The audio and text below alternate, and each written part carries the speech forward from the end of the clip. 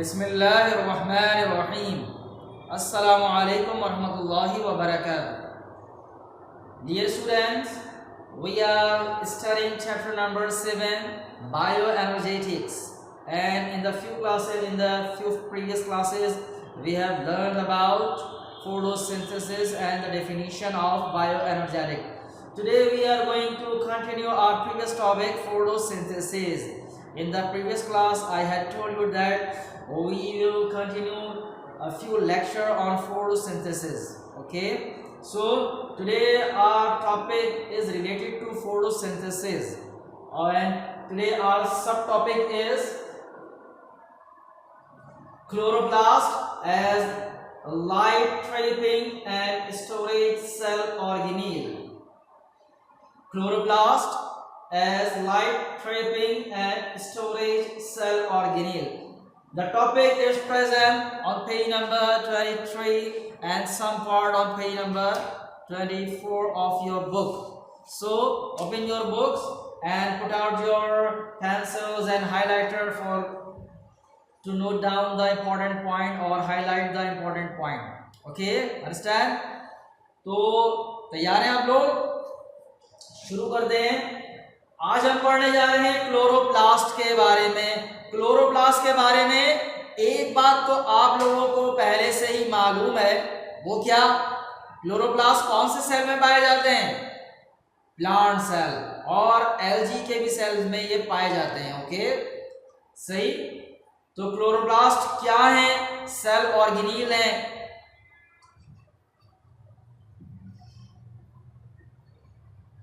पिछले चैप्टर्स में जब हमने आपको सेल का स्ट्रक्चर पढ़ाया था तो उसमें हमने आपको क्लोरोप्लास्ट के बारे में बताया था कि क्लोरोप्लास्ट जो है वो क्या है? Actually they are plastids. Chloroplast is a kind of plastids. Okay, तो उस वक्त हमने आपको ये भी बताया था कि ये सिर्फ प्लांट सेल्स में पाए जाते हैं। आज इसका स्ट्रक्चर हम दोबारा से देख रहे हैं और हमारा आज पॉइंट ऑफ व्यू क्या है? Chloroplast act as light trapping and storage cell organelle. यानी क्लोरोप्लास्ट का स्ट्रक्चर तो हम पढ़ेंगे, किस चीज को मद्देनजर रखते हुए पढ़ेंगे कि क्लोरोप्लास्ट जो है वो लाइट ट्रैपिंग और स्टोरेज सेल ऑर्गेनील, यानी ये लाइट को किस तरह ट्रैप करता है और इसमें क्या स्टोर होता है, कहाँ स्टोर होता है, इंटरनली ये देखने में कैसा होता है और अंदर इसके किस तरह प्रोसेसिंग का काम होता है। ओके, आपने पढ़ा रखे फोटोसिंथेसिस का अमल कहाँ होता है? क्लोरोप्लास्ट में। तो इसके अंदर ऐसी क्या चीजें लगी हुई हैं?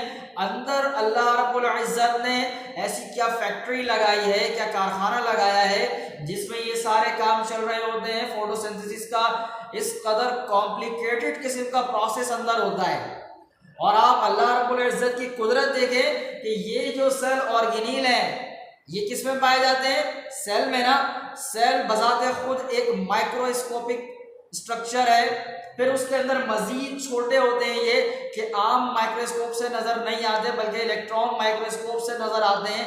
तो ये इतनी इंतहाई बारीक जो चीज है उसमें अल्लाह रब्बुल इज्जत ने इतना बड़ा कारखाना लगाया हुआ है जिससे पूरी दुनिया का निजाम चल रहा है। फोटोसिंथेसिस के बारे में हमने आपको ये बताया था ना कि जितनी भी लाइफ है वो डिपेंडेंट है फोटोसिंथेसिस के अमल पर। तो इस पूरी दुनिया की जिंदगी के निज़ाम को चलाने के लिए अल्लाह पाक ने जो ग़िज़ा और ऑक्सीजन की फैक्ट्री लगाई है वो एक ऐसे सेल ऑर्गेनील में लगाई है जो आम आँख से नज़र भी नहीं आता और इतना बड़ा कारखाना है कि पूरी दुनिया की ज़रूरियात को पूरा कर रहा है। यह है अल्लाह रब्बुल इज्जत की कुदरत।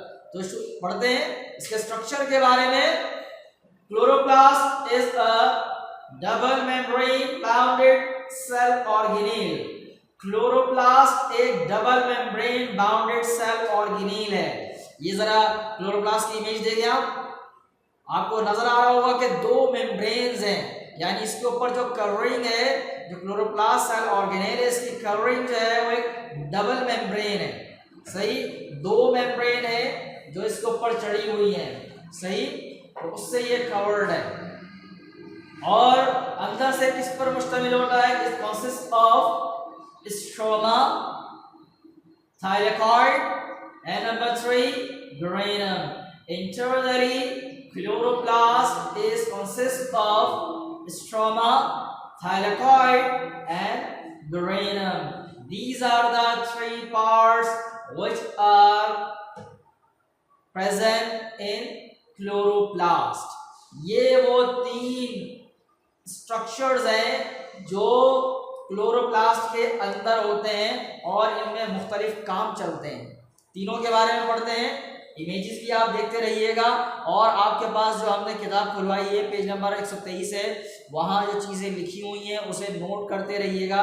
यानी अब तक जो हमने आपको बताया chloroplast is a double membrane bounded cell organelle, okay, तो इसे आप हाईलाइट करेंगे। उसके बाद ये तीनों नाम अपने पास पैराग्राफ में तलाश करें, आपको मिल जाएंगे इंशाल्लाह। पहले पैराग्राफ में, इस टॉपिक के पहले पैराग्राफ में ये तीनों words stroma, thylakoid and granum, इन तीनों को हाईलाइट करें। अब इन तीनों को देखते हैं कि ये किस तरह के हैं, सही स्ट्रक्चर क्या है। Stroma, what is stroma? Stroma is a semi fluid protein containing medium. Stroma is a semi fluid proteins containing medium.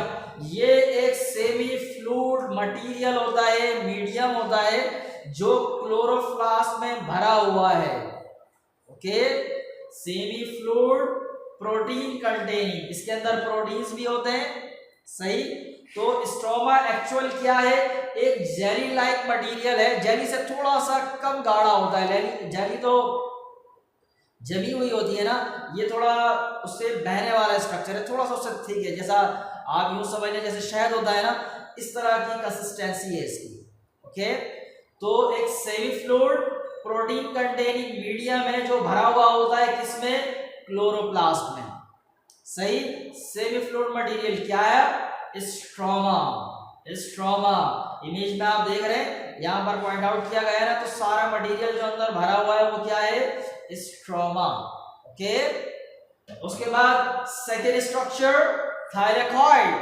Thylakoid is a network of membrane and embedded in stroma. Thylakoid is a network of membrane embedded in stroma. Thylakoid जो है वो actual क्या है?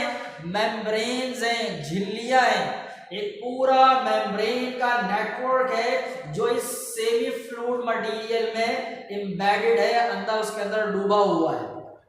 Image में आप देखें, आपको नजर आ रहे हैं जगह जगह जो है ना, ये जो है कुछ पिलर टाइप के अंदर खड़े हुए हैं ग्रीन कलर के, सही।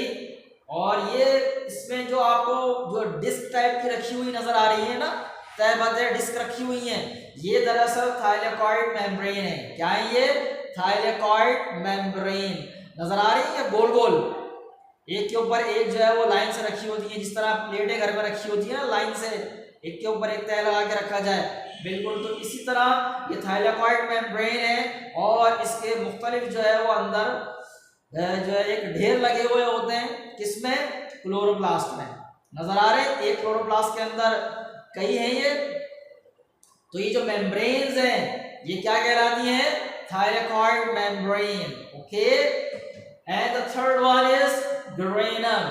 क्या है? ग्रेनम। ग्रेनम एक सिंगुलर नाउन है, इसका प्लूरल है ग्रेना। क्या है? ग्रेना। ओके, ग्रेना क्या है? Thylakoids are piled up at one another in a stack called granum. Okay, ये जो थायलाकॉइड मेम्ब्रेन है ना, इनके ढेर लगे हुए हैं, तह लगा के ढेर लगे हुए हैं क्लोरोप्लास्ट के अंदर। तो इसका जो एक ढेर है ना पूरा, ये एक जो पूरी एक लाइन रखी हुई है तय बदे, जैसे प्लेटें 10 प्लेटें एक साथ रख दी जाएं, बिल्कुल इसी तरह ये कई जो है थायलाकॉइड मेम्ब्रेन एक साथ एक के ऊपर एक तह बतह रखी हुई होती हैं और उससे ये टावर टाइप के बन जाते हैं, सही। तो ये जो टावर टाइप के बन जाते हैं तो इस पूरे एक टावर को कहते हैं ग्रेनम, और अगर एक से ज्यादा हो तो ग्रेना। ओके, थायलाकॉइड मेम्ब्रेन से जो ये टावर टाइप बने हुए हैं ना, इनको क्या कहते हैं? ग्रेनम, सही। एक से ज्यादा हो तो ग्रेना। तो एक से ज्यादा ग्रेना आपको नजर आ रहे हैं क्लोरोप्लास्ट में। तो हमने आपको बताया कि क्लोरोप्लास्ट के अंदर तीन चीजें हैं, नंबर 1 स्ट्रोमा। स्ट्रोमा क्या है? ये semi fluid protein containing material है जो क्लोरोप्लास्ट में भरा हुआ होता है। दूसरी बात थाइलेकॉइड मेम्ब्रेन, ये मेम्ब्रेन है जो एक के ऊपर एक रखी हुई होती हैं, सही। और उसके बाद ग्रेनम, थाइलेकॉइड मेम्ब्रेन्स एक के ऊपर एक रखने से जो टावर टाइप बन जाता है उसको क्या कहते हैं? ग्रेनम। ओके, तो ये तीनों चीजें समझ में आ गई, तस्वीर में भी आपको नजर आ रही हैं। ओके, उसके बाद बात करते हैं कि अब इसमें ये जो स्ट्रक्चर हमने आपको इसलिए पढ़ाया कि हमारा असल टारगेट है कि इसमें लाइट ट्रैपिंग का काम किस तरह होता है और स्टोरेज फंक्शन किस तरह है इसका, किसका? क्लोरोप्लास्ट का। ओके, तो अब देखते हैं कि अंदर क्या होता है, सही। उसके लिए जानना जरूरी था कि तीनों स्ट्रक्चर के अंदर, क्योंकि इसमें अलग-अलग काम होते हैं। ये एक अलग चीज है और ये दोनों सेम ही है ना। ये मेम्ब्रेन जब लाइन से रख दी जाए तो ग्रेना बन जाता है, तो ये दोनों सेम है और ये एक अलग चीज है। तो इन दोनों को साथ कर ले, ये जो है वो एक ही चीज है। ये सिंगुलर जो मतलब ये एक सिंगल मेम्ब्रेन जो होती है वो थाइलेकॉइड मेम्ब्रेन होती है और उसका जो पूरा ढेर लग जाता है वो क्या कहलाता है? ग्रेनम। तो स्ट्रक्चर जो है दोनों सेम है, सही, कोई नई चीज नहीं है और ये एक अलग चीज है, सही। तो इनको बताने का मकसद ये था कि क्लोरोप्लास्ट में इन दोनों में अलग-अलग काम चलते हैं, सही। दोनों में अलग-अलग वर्किंग होती है। अब नीचे जो लाइंस लिखी हुई हैं वहां पढ़े जरा, दोनों में क्या क्या काम चलते हैं। Conversion of light energy into chemical energy, ATP and NADPH2, and photolysis take place at thylakoid। यानी क्लोरोप्लास्ट के अंदर जो लाइट एनर्जी को केमिकल एनर्जी में कन्वर्ट करने का अमल है वो किस जगह होता है? किस जगह होता है? थाइलेकॉइड में। थाइलेकॉइड में दो काम होते हैं, कौन कौन से? Number 1 conversion of light energy into chemical energy, सही, एक ये काम होता है। और दूसरा क्या होता है? फोटोलाइसिस का अमल। Conversion of light energy to chemical energy क्या है? जो सूरज से लाइट आ रही है क्लोरोप्लास्ट उसको ट्रैप कर लेता है, कैप्चर करता है। अच्छा, एक चीज सुन लें कि क्लोरोप्लास्ट के अंदर मुख्तलिफ पिगमेंट्स होते हैं। क्या होते हैं? पिगमेंट्स। ये लाइट को एब्जॉर्ब करते हैं, ग्रीन लाइट के अलावा सारी लाइट ये एब्जॉर्ब कर लेते हैं और ग्रीन को रिफ्लेक्ट करते हैं, इसीलिए ग्रीन कलर के नजर आते हैं, सही। तो ये लाइट को एब्जॉर्ब करते हैं। लाइट को एब्जॉर्ब करके क्या होता है?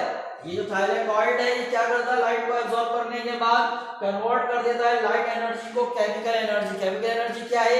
ATP and NADPH2। ATP stands for adenosine triphosphate और NADPH2 nicotinamide adenosine dinucleotide phosphate, सही। आपकी किताब में भी ये लिखा हुआ है, जहां मैंने सफा खुलवाया है ना लास्ट पैराग्राफ में, वहां आप इसे हाईलाइट कर लें।